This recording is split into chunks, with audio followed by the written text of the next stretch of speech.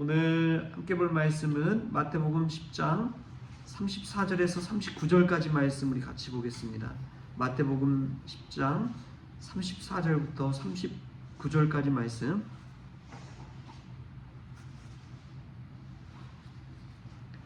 우리 한 목소리로 같이 읽겠습니다.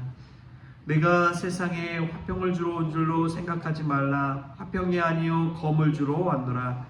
내가 온 것은 사람이 그 아버지와 딸이 어머니와 며느리가 시어머니와 불화하게 하려 함이니 사람의 원수가 자기 집안 식구리라. 아버지나 어머니를 나보다 더 사랑하는 자는 내게 합당하지 아니하고 아들이나 딸을 나보다 더 사랑하는 자도 내게 합당하지 아니하며 또 자기 십자가를 지고 나를 따르지 않는 자도 내게 합당하지 아니하니라. 자기 목숨을 얻는 자는 잃을 것이요 나를 위하여 자기 목숨을 잃는 자는 얻으리라. 아멘. 할렐루야. 새벽에 주의 전에 나온 여러분들을 환영하고 축복합니다. 오늘 말씀 보면 예수님께서 참 역설적인 말씀을 하십니다. 우리가 예수님 믿는 것은 마음의 평안 얻기 위해서이지요. 제가 새가족을 담당하면서 예전에 왜 교회 오시냐고 이렇게 한 번씩 물어봅니다. 그러면 그분들이 늘 하시는 말씀이 마음의 평안을 얻기 위해서 왔다고 그런 이야기를 하세요.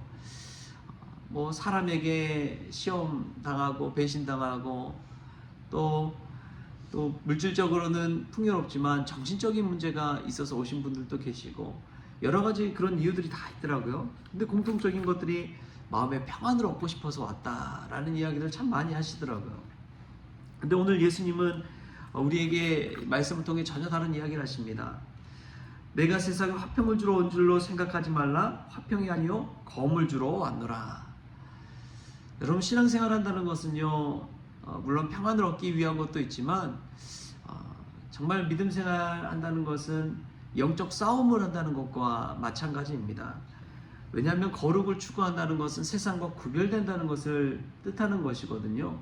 다른 사람과는 다른 삶을 살겠다라는 의미이기도 합니다. 신앙생활은 영적 싸움이지요.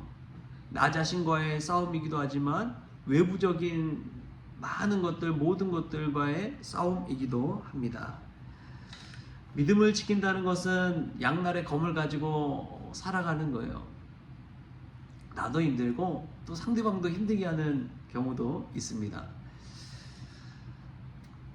사람의 원수가 자기 집안 식구라고 예수님께서 그러시는데 저도 이 가족과 참 부모님과 큰 분란이 있었을 때가 이제 제가 대학 갈 때였죠. 신학대 간다고 할 때 그때만큼 크게 싸운 적도 없었던 것 같습니다.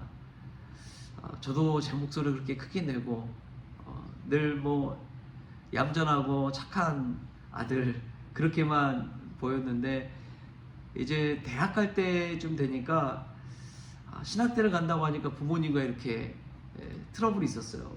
그래서 부모님이 이제 뭐 대학 등록금도 안 대줄 거다 그런 이야기도 막 하시고 그러셨죠. 근데 자식이기는 부모는 없다고 그러잖아요. 그런 것처럼 그런 트러블이 있고 갈등이 있고 안 된다고 그랬지만 결국엔 제가 이제 신학대를 갔지요. 근데 아마 부모님은 그때 이미 이제 제가 대학생활 하는 것보다 그 더 멀리를 내다보고 그러셨던 것 같아요. 더 멀리 내다보고 네가 이 길을 가게 되면은 앞으로의 이 부모로서 봤을 때 고생길, 십자가의 길, 여러 가지 것들을 다 생각해 볼 때 이 길을 안 갔으면 좋겠는데 그런 마음이 있었던 것이지요. 다른 아이들, 다른 자녀들이 가는 길보다도 약간은 다른 길이기 때문에 그랬던 것 같습니다. 그때 참 많이 이렇게 갈등 또 싸움도 하고 저희 큰 누나 큰매형도 또 저를 설득하려고 막 노력을 했어요. 근데 뭐 현대 자동차에서 이렇게 근무하고 매형이 그랬는데 왜 그 길을 가려고 하냐, 공과대 가라, 뭐 기술을 배워라, 막 그런 이야기들부터 많이 했었습니다. 그런데 그때만큼은 져서는 안 되겠다라는 생각이 들었던 것 같아요. 이 길 아니면 안 된다라는 생각이 있었기 때문에 좀 가족과는 의견차가 있더라도 그 길을 지켰습니다. 그래서 제가 이 자리까지 올 수 있었던 것이죠. 이 믿음을 지킨다는 것은 이처럼 영적 싸움을 하는 것입니다. 나 자신과의 싸움이기도 하지만 내 곁에 있는 가장 가까운 이들과의 싸움이기도 합니다. 그들을 설득해 가고 함께 해 나가도록 하는 것이 얼마나 어려운 일인지요. 쉬운 일은 아닙니다. 가장 가깝기 때문이고 가장 나를 잘 알기 때문이기도 하지요. 그러나 믿음을 지킨다는 것은 오늘 예수님께서 말씀하신 것처럼 화평만을 추구해서는 절대 지킬 수가 없습니다. 절대 지킬 수가 없어요. 때로는 정말 치열한 각오를 하고 영적인 싸움을 싸워야 됩니다. 그러지 않고는 성장할 수가 없더라고요. 믿음이 자라날 수가 없더라고요. 장성한 분량에 이른다는 것은 싸우는 것입니다. 피해서는 될 것이 아닙니다. 부딪혀야 됩니다. 이겨야 됩니다. 한 걸음 더 나아가야 됩니다. 힘들지요. 고통스럽지요. 그럼에도 불구하고 우리 주님은 그러기를 원하십니다. 왜냐하면 그때에야말로 성장이 있기 때문에 그렇습니다. 마치 그 믿음의 싸움을 한다는 것은 알을 깨우고 나오는 것과 같습니다. 알 안에 머물러 있으면 그냥 알 그 상태인 것이죠. 그러나 알을 깨고 나왔을 때는 또 다른 세상이 펼쳐지는 것입니다. 기도도 그런 거 아닙니까? 이 알을 깨는 과정이 기도 아니에요. 두드리고 계속 두드리고 이 깨질 때까지 두드리는 거예요. 나의 자아가 깨지든 세상이 깨지든 내 주변의 것이 깨지든 늘 두드리고 기도하고 간구할 때 하나님 앞에서 점점 믿음이 자라나는 것이죠. 마침에 알이 병아리가 되어 부화하듯이 그 알을 깨고 나왔을 때에 그 맛보는 새로운 세상은 얼마나 신기한지요. 얼마나 신묘막측한지요. 믿음 생활한다는 것은 그런 것 같습니다. 지금 우리는 알지 못해요. 다 볼 수도 없어요. 그럼에도 불구하고 믿음으로 기도로 그 알을 깨나가는 과정입니다. 그게 영적인 치열한 싸움인 것 같아요. 여러분 배움의 끝이 있습니까? 절대 그렇지 않더라고요. 나이 들면 들수록 또 다른 면이 막 보이는 거예요. 우리가 알지 못하는 그 길을 이미 70대, 80대, 90대 어른들은 다 걸었던 것이지요. 그래서 저희들을 보면 이제 웃음이 나오는 겁니다. 아, 그 길을, 그 구비를 다 건너겠구나. 뭐 경제적인 거 이런 걸 떠나가지고 우리 몸 자체에 대해서는 여러분 어떻게 할 수가 없어요. 나이 드신 분들은 그 길을 다 건너신 것입니다. 우리는 알 수가 없습니다. 그런데 그 싸움의 길을 한 걸음 한 걸음 걸어 나가야 되는 거예요. 내 건강 지키는 일, 내 건강이 점점 약해져 가는 일도 다 겪어갈 수밖에 없는 일이죠. 거울 보는 것도 점점 힘들어지잖아요. 나이가 들면 들수록. 그래서 사진 찍기 싫어하는 이유를 점점 알아가는 거예요. 그 모든 것 작은 것이지만 거기에서도 영적인 싸움이 있고 믿음의 싸움이 있는 것이죠. 지금은 부모님이 어른들이 이해가 되지 않지만 그때가 되면은 그래서 그랬구나 깨닫게 되는 것입니다. 그런데 우리가 믿음 자라나기 위해서는 반드시 이러한 영적인 치열한 싸움이 있어야 된다는 것이죠. 그러기 위해서는 나 자신의 희생과 대가 없이는 절대 이루어질 수가 없습니다. 예수님은 그 사실을 알았어요. 희생하지 않고 성장한다 있을 수 없는 일이에요. 변화는 늘 희생과 대가를 요구합니다. 변화한다는 것은 희생과 대가를 늘 요구해요. 예수님을 따라간다는 것도 마찬가지죠. 이전에는 내 생각, 내 뜻대로 그렇게 살아왔는데 그것을 바꾸고 변화해서 예수님을 따라간다라는 것은 희생하는 일이고 대가를 치르는 일입니다. 그래서 예수님이 이렇게 이야기하죠. 우리 38절, 39절 말씀 같이 한번 읽어보겠습니다. 우리 믿음 생활의 핵심과도 같은 말씀입니다. 또 자기 십자가를 지고 나를 따르지 않는 자도 내게 합당하지 아니하니라. 자기 목숨을 얻는 자는 잃을 것이요 나를 위하여 자기 목숨을 잃는 자는 얻으리라.